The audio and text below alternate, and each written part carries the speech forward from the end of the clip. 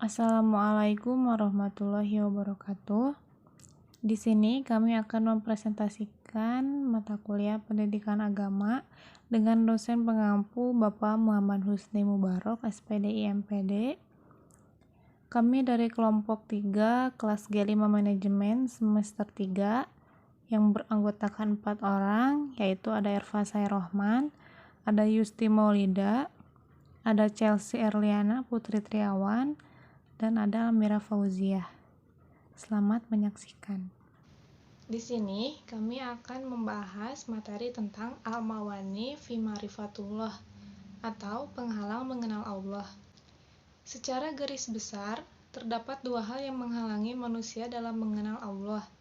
Pertama, maradu syahwat, berkaitan dengan penyakit hati, berupa nafsu dan kesenangan serta perilaku yang tidak terpuji. Kedua, maradu syubhat, berbagai hal yang menimbulkan keraguan, lebih banyak berkaitan dengan masalah akal dan logika. Yang pertama, sifat yang berasal dari maradu syahwat atau penyakit syahwat. Ada al-fisku atau kefasikan. Fasik adalah orang yang senantiasa melanggar perintah dan larangan Allah, bergelimang dengan kemaksiatan, serta senantiasa berbuat kerusakan di bumi. Mereka hanya memikirkan kehidupan dunia saja, tidak memikirkan kehidupan di akhirat nanti. Mereka disibukkan oleh harta-harta dan anak cucu mereka, serta segala yang berhubungan dengan kesenangan duniawi. Seperti dalam Quran Surat Al-Hasyr ayat 19. A'udzubillahi minasyaitonirrajim. Bismillahirrahmanirrahim. Wala takunu kallazina nasullaha fa'ansahum anfusahum ulaika humul fasikun, yang artinya, dan janganlah kamu seperti orang-orang yang lupa kepada Allah, lalu Allah menjadikan mereka lupa kepada mereka sendiri. Mereka itulah orang-orang yang fasik. Nauzubillahi min dzalik. Selanjutnya itu ada al-kibru atau kesombongan. Kesombongan merupakan suatu sikap di mana hati seseorang ingkar dan selalu membantah terhadap ayat-ayat Allah. Allah berfirman dalam Quran Surat Al-Mu'min ayat 35, yang artinya yaitu orang-orang yang memperdebatkan ayat-ayat Allah tanpa alasan, yang sampai kepada mereka amat besar kemurkaan bagi mereka di sisi Allah dan di sisi orang-orang yang beriman. Demikianlah Allah menguji hati orang yang sombong dan semenang-menang. Yang ketiga ada al-zulmu atau kezoliman. Mengenal rasa zolim, Allah berfirman dalam Quran Surat Sajdah ayat 22, yang artinya, dan siapakah yang lebih zolim daripada orang-orang yang telah diperingatkan dengan ayat-ayat Tuhannya, kemudian ia berpaling daripadanya, sesungguhnya kami akan memberi pembalasan kepada orang-orang yang berdosa. Maksud dari ayat tersebut, Allah menerangkan bahwa orang yang paling zolim ialah orang yang telah sampai kepadanya peringatan Allah, telah sampai pula ayat-ayat Al-Quran, petunjuk Rasul, kemudian mereka berpaling dari ajaran dan petunjuk itu karena rasa angkuh dan penyakit dengki yang ada dalam hati mereka. Sikap zolim atau aniyah seperti inilah yang menghalangi mereka dari mengenal Allah Ta'ala. Al-kidzu atau kedustaan. Kedustaan merupakan sikap bohong atau pura-pura dan pengingkaran terhadap ayat-ayat Al-Quran. Hal seperti ini yang dilakukan oleh orang-orang munafik, sebagaimana Allah berfirman dalam Quran Surat Al-Baqarah ayat 9 dan 10. Bismillahirrahmanirrahim. Yukhadi'unallaha walladzina amanu wa ma yahda'una illa anfusahum wa ma yash'urun. Fi qulubihim marad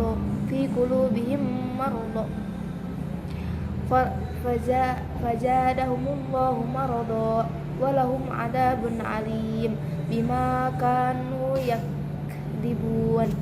Artinya, mereka menipu Allah, orang-orang yang beriman, padahal mereka hanyalah menipu diri sendiri tanpa mereka sadari.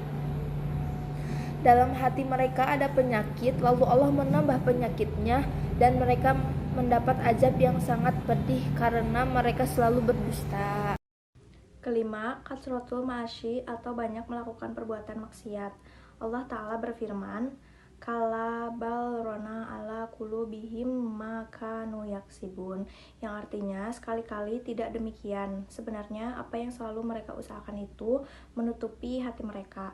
Tertulis dalam Quran surat Al-Mutaffifin surat ke-83 ayat ke-14. 2. Sifat yang berasal dari marodu asyubah atau penyakit subat.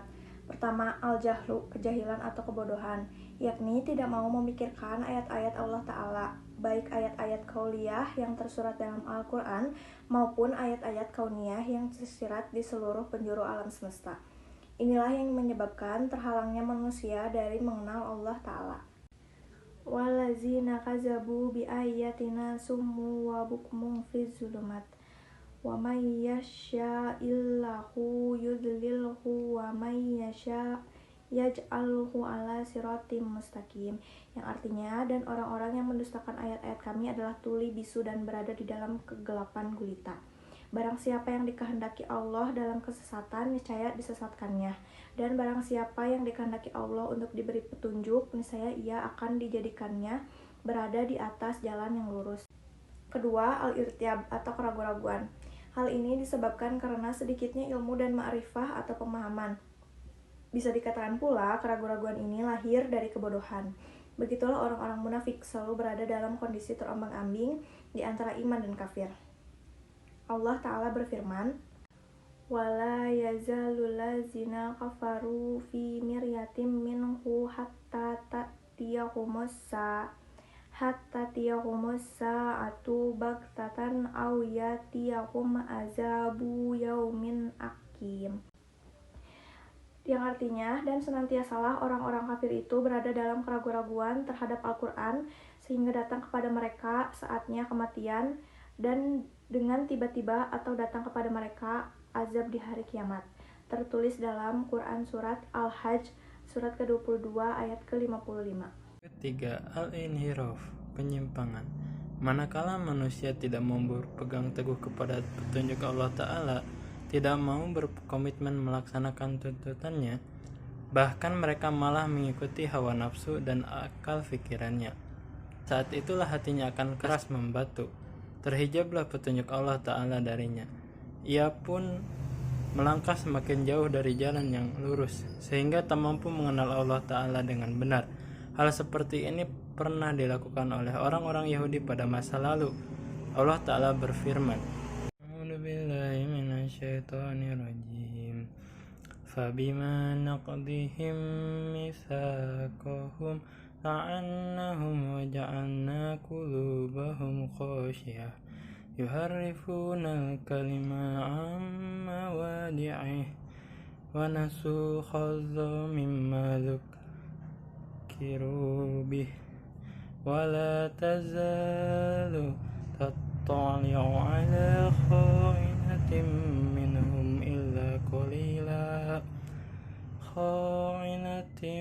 minhum illa qalilan minhum fa'fu anhum wasfah innallaha yuhibbul muhsinin, yang artinya, tetapi karena mereka melanggar janjinya, kami kutuk mereka dan kami jadikan hati mereka keras membatu. Mereka suka merubah perkataan Allah dari tempat-tempatnya, dan mereka sengaja melupakan sebagian dari apa yang mereka telah diperingatkan dengannya. Dan kamu Muhammad senantiasa akan melihat kekhianatan dari mereka, kecuali sedikit di antara mereka yang tidak berkhianat. Maka maafkanlah mereka dan biarkanlah mereka. Sesungguhnya Allah menyukai orang-orang yang berbuat baik. Quran surat Al-Maidah ayat ke-13. Dan keempat, al-ghaflah, kelalaian. Dalam poin pertama telah disebutkan bahwa jika manusia tidak menggunakan potensi dirinya untuk memahami ayat-ayat Allah Ta'ala, maka mereka akan terhalang dalam mengenalnya. Hal ini karena kebodohan mereka itu membuat mereka lalai atau lengah. Allah Ta'ala telah berfirman, وَلَقَدْ ذَرَأْنَا لِجَهَنَّمَ كَثِيرًا مِنَ lahum qulubun la yafqahuna biha wa lahum a'yunun la yubsiruna biha wa lahum adhanun la yasma'una biha ulaikal an'amil bal hum adallu ulaika humul ghafilun, yang artinya akan kami isi neraka jahanam banyak dari kalangan jin dan manusia. Mereka memiliki hati tapi tidak dipergunakannya untuk memahami ayat-ayat Allah, dan mereka memiliki mata tetapi tidak dipergunakannya untuk melihat tanda-tanda kekuasaan Allah, dan mereka mempunyai telinga tetapi tidak dipergunakannya untuk mendengarkan ayat-ayat Allah. Mereka seperti hewan ternak, bahkan lebih sesat lagi. Mereka itulah orang-orang yang lengah. Quran Surat Al-A'raf ayat 179. Sekian dari kelompok kami. Wassalamualaikum warahmatullahi wabarakatuh.